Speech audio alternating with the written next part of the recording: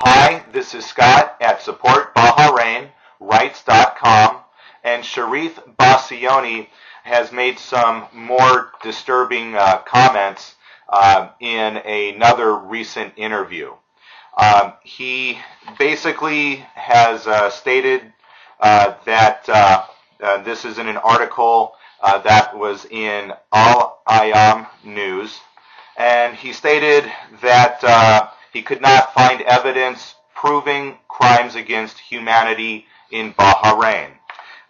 He said that for crimes against humanity to occur, there needs to be a systematic element of state policy.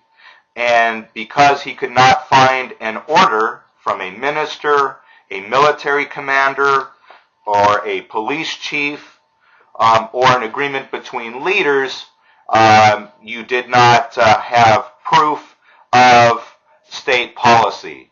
Therefore, there is no evidence for crimes against humanity. I'm amazed that it has gotten to this point. I thought with the first video, where I emphasized how widespread the torture was and how well known it was and for how long it was going for, that in itself would be very strong evidence that the state knew about the torture and deliberately allowed it to happen. But Bassiouni is denying that, saying you need an explicit agreement. What I would like to say in response is we have additional evidence that this was indeed state policy. What is that evidence? The torture did not occur in a void. The torture was often used to force confessions out of people, and these confessions were aired publicly on TV, and they were used in court, and people in court complained about it, and the judges threw them out. So you have torture, and this was documented for years by Human Rights Watch. Torture being used by state agents in state courts and being aired publicly on state TV. And this was occurring for years. And to say that that is not evidence of a state policy is absolutely astounding. In addition, Bassiouni is referring to the Rome Statute of the International Criminal Court. And I'm going to have a link to it below, and there's also a link to it in Arabic as well. And he's referring to Article 7 about crimes against humanity.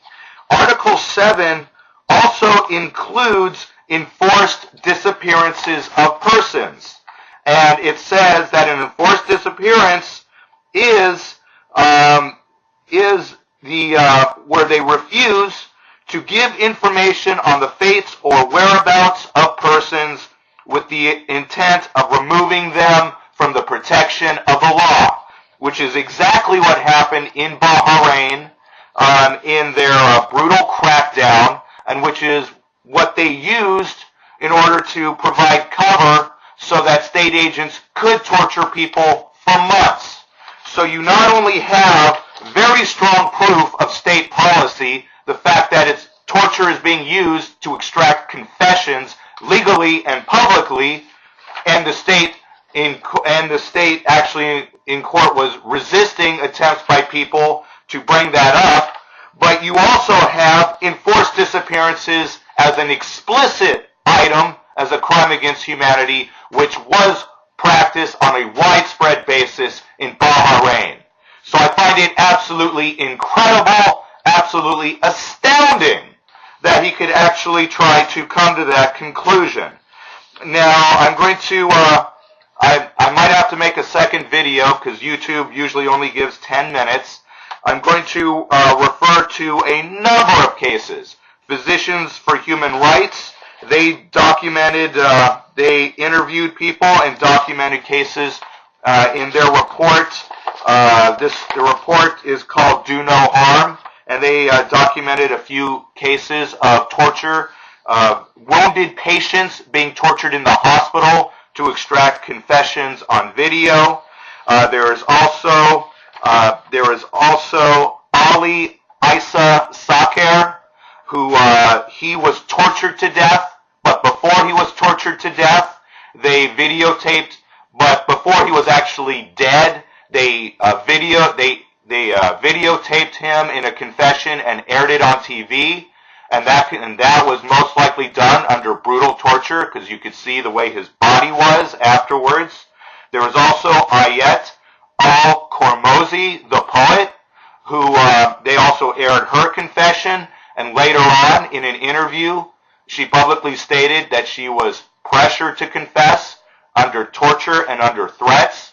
And I'm going to have a link to that as well. There is also Abdulhadi Alkhawaja. They threatened to rape him. The security threatened to rape him. In fact, they were making attempts to rape him, and he had to beat his head against the wall to finally knock himself unconscious to stop it. He tried to bring that up in court, and the judge tried to throw him out for saying that. You have doctors who also, Al-Ekri, he brought this up in court, that his confessions were made under torture, and the military judge cut him off and threw him out, as well as other doctors.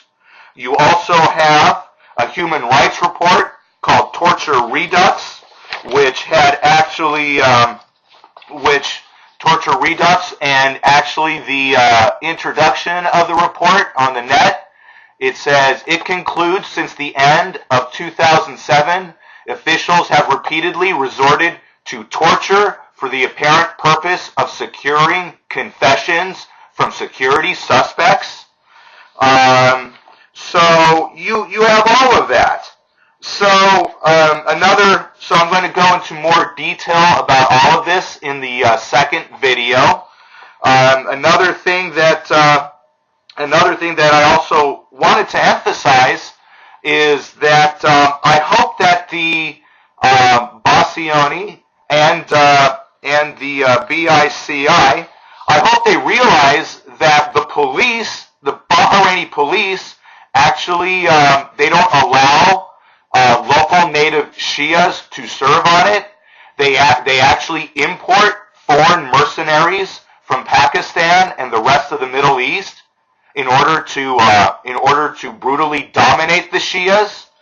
I hope that they also do acknowledge that there were enforced disappearances for months, and that this is a complete violation of international standards. Do they fully realize this? That is also further evidence of a state policy to abuse your public. So I find it quite shocking that Bassiouni is attacking human rights activists in Bahrain that have devoted their whole lives to try to make the cases of torture well known, and that have and who want people to be held accountable for it, and that Bassiouni is instead giving interviews to state propaganda outlets that are going to use every word he says to deliberately support the state's torture campaign. So this is absolutely incredible. So I'm now going to continue, and I'm going to go into more detail now in the second video. Thank you.